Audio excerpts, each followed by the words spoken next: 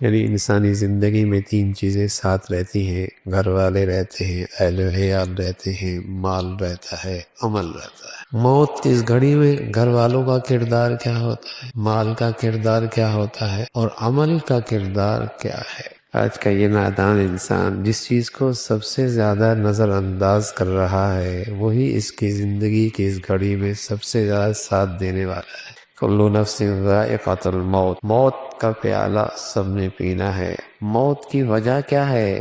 کیوں موت آئی؟ اس لیے کہ زندگی ہے، جو جیا ہے اس نے مرنا ہے۔ موت کی سب سے بڑی وجہ ہی زندگی ہے، زندگی کا سب سے بہترین دوست ہے۔ اب ہم پر ہے اس سے ہم کتنی وفا کرتے ہیں، پھر یہ ہم سے وفا کرے۔ اب ہمارا اس کی کتنی قدر، اس کا لحاظ ہے، تب یہ ہمارا ساتھ دینے والا ہے۔ گھر والے کتنی ہوں گی، کتنی خیر خواہی کریں گے، لیکن موت تک نہ۔ مال کتنا ہے، جب تک کہ سانس ہے اس وقت تک کام آ سکتا ہے، لیکن نیک عمل، اس کی دوستی ہمیشہ ساتھ رہے گی۔ تو زندگی کی فرصت بہت تھوڑی سی ہے، زندگی کے لمحات بہت تھوڑے سے ہیں۔ آدمی کوشش کرے کہ اللہ کرے یہ لمحات نیکیوں میں گزریں تاکہ کل کی زندگی میں یہ چیزیں کام آ جائیں۔